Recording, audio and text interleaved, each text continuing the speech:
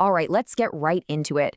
We're talking a bruised hand, wild social media rumors, and a political feud that just completely blew up. We're breaking down the story everyone is talking about, the case of the president's hand. But hang on, real quick before we dive in.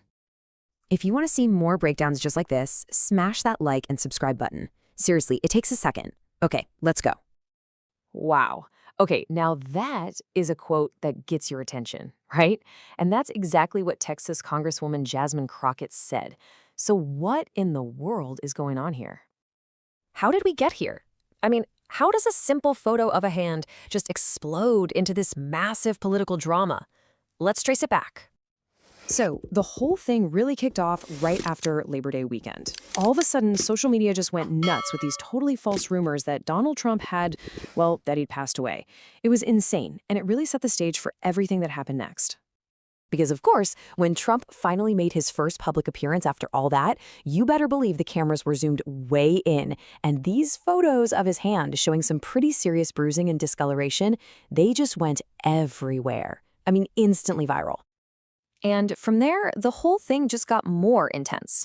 Reports started popping up that he was actually trying to hide the bruises with, let's just say, some concealer that did not match.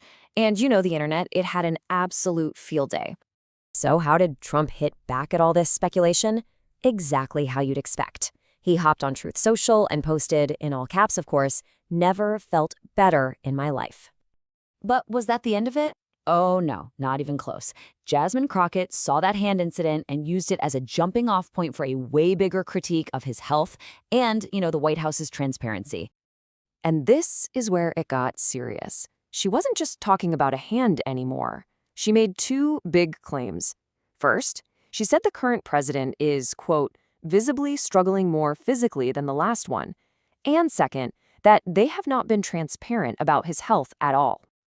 And you just knew a political clapback was coming.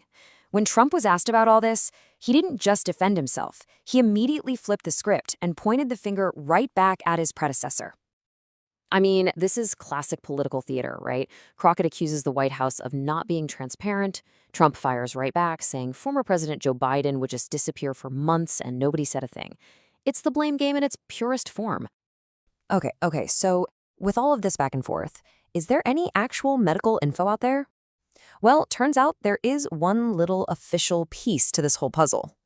So this isn't even the first time Trump's health has been in the spotlight. You might remember back in July, photos of his swollen ankles were making the rounds. And his doctor actually released an official diagnosis, chronic venous insufficiency. It's basically a blood flow thing. But does that explain the bruised hand? Not directly. But just when you think this whole thing is about presidential health, Jasmine Crockett, in that same interview, throws an absolute curveball. They asked her what would happen if Vice President J.D. Vance had to take over. And without missing a beat, she just drops this. Nobody is scared of J.D. Vance. He's a loser. A complete pivot and a pretty wild final shot to take.